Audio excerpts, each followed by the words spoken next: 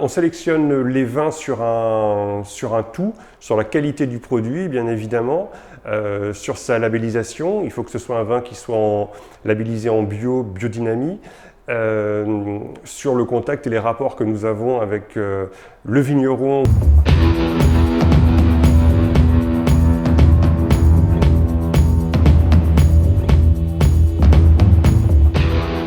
Je m'appelle Didier Maugan, je suis gérant du bar à vin Le Born to Be Wine à Gradignan avec mon associé Julien Boisset.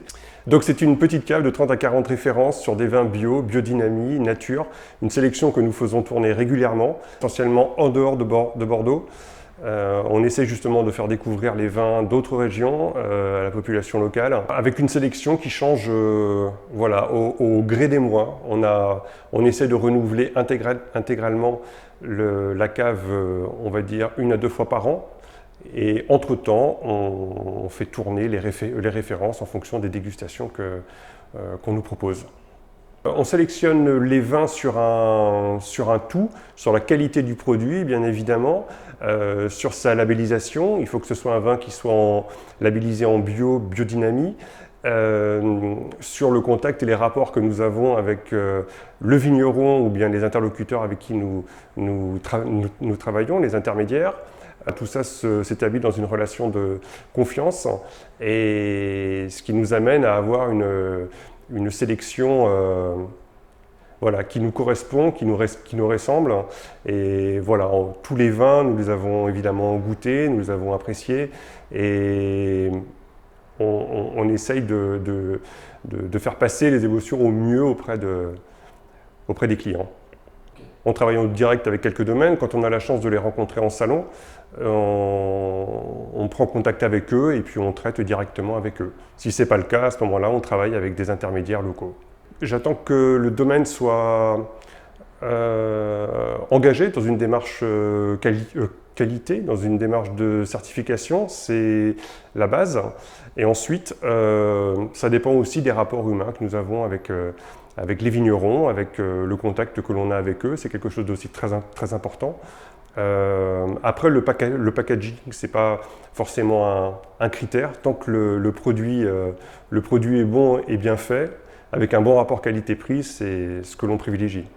Alors pour qu'un château soit référencé dans la cave, le mieux c'est qu'il prenne contact directement avec nous, qu'on fixe un rendez-vous, 1 heure de dégustation.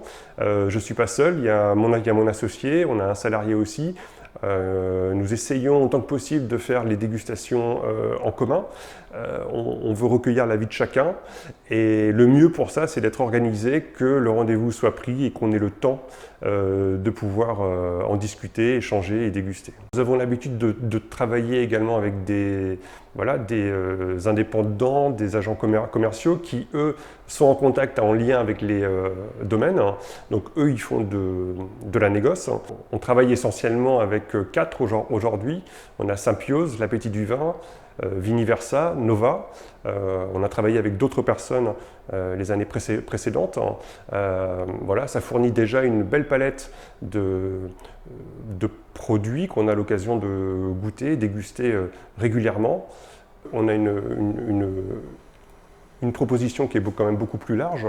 Nous, ça nous permet avec Julien de se poser et de regarder le catalogue qu'ils ont et de sélectionner les vins que l'on veut en fonction. Ça nous permet de compléter l'offre que l'on a à la cave.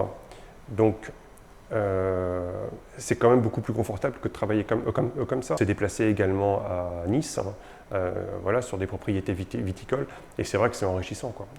Idéalement, c'est le travail qu'il faut faire, de rencontrer les personnes, de voir comment ils travaillent. C'est là qu'on voit vraiment l'engagement et l'implication des uns et des autres, sans forcément s'y connaître beaucoup dans le vin, mais on voit au moins la sincérité du gars avec qui on travaille. C'est le cœur du métier.